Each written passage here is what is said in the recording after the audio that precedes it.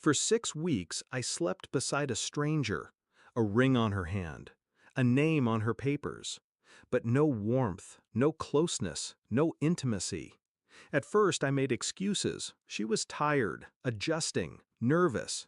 But nights bled into weeks, and the silence between us became a wall.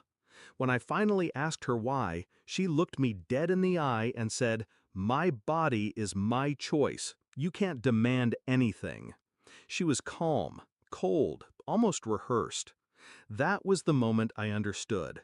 This wasn't hesitation, it was strategy. I met her 2 years ago. She was charming in public, delicate in private. She knew how to play vulnerable just enough to make me feel protective. It worked. I fell fast, blind to the way she calculated every gesture. My friends warned me. They said she was after stability, not love. I laughed them off. I wanted to believe in her, in us. The wedding was perfect, at least for her. Her smile for the photographs, her family basking in the spectacle. Behind closed doors, though, the smiles faded. The warmth vanished.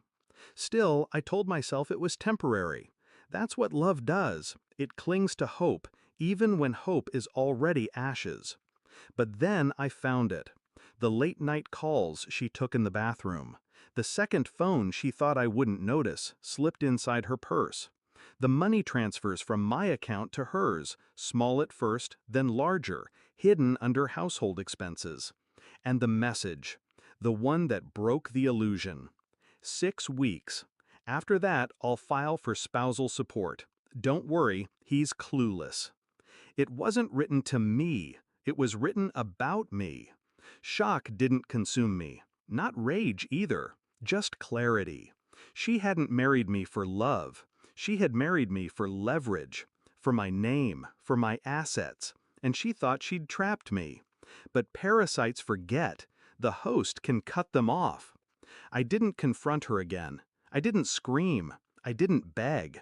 I played the role she expected, the quiet, patient husband. And in silence, I planned. My first move was subtle. I met with a lawyer, quietly, discreetly. I laid out the evidence, the message, the financial records, the timeline of 6 weeks without marital intimacy. The lawyer leaned back, eyebrows raised. Annulment, not divorce. You can prove fraud. Fraud. That word was a blade. I gathered more. Screenshots, bank statements, witnesses who'd seen her with someone else when she claimed to be with me. Every document, every detail, stacked like ammunition. And then I waited. The night before the 7th week, I cooked dinner, lit candles, played her favorite music. She laughed, relaxed, convinced she had me wrapped. She even poured wine, her first gesture of closeness since the wedding. Halfway through the meal, I slid an envelope across the table. She opened it. Legal papers, annulment proceedings, grounds, fraud. Her face drained of color. She stammered, reaching for excuses, spinning words like threads from a spider desperate to hold its web together. I stayed silent, just watching. Finally, she whispered, "You can't do this. If you leave me, I'll take half." That was the moment I leaned forward, calm, precise. "You won't take anything, because this marriage will be erased, like it never happened." The court days that followed stripped her mask, thread by thread. My lawyer laid out the timeline, the messages, the financial deceit, the absence of intimacy, 6 weeks of deliberate withdrawal, documented and undeniable. Her defense crumbled. The judge's expression told the story before the verdict was read. Annulled. Fraud proven. No rights, no claim to assets, nothing. Her family, the same ones who paraded at our wedding, sat in stunned silence. My friends, the ones who had warned me, nodded with grim satisfaction.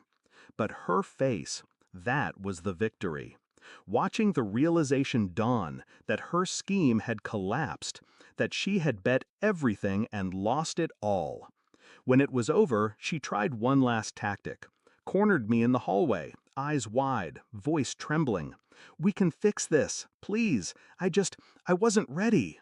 I looked at her, really looked, and for the first time I saw her not as my wife, not as the woman I once loved, but as the con she truly was. "You had 6 weeks," I said, "and you wasted every one of them." Then I walked away. Now the house is quiet. The bed is mine alone. Some would call it loneliness. I call it peace. I didn't lose her. She lost me. And she lost the game she thought she'd already won. People still ask me what happened. They whisper about how fast it ended, how sudden the annulment was. I just smile and say, some marriages are built on love, others on lies. Only one survives. And I sleep soundly, knowing that when she tried to trap me, I cut the wires clean. Because revenge doesn't always roar. Sometimes it signs its name at the bottom of a court order.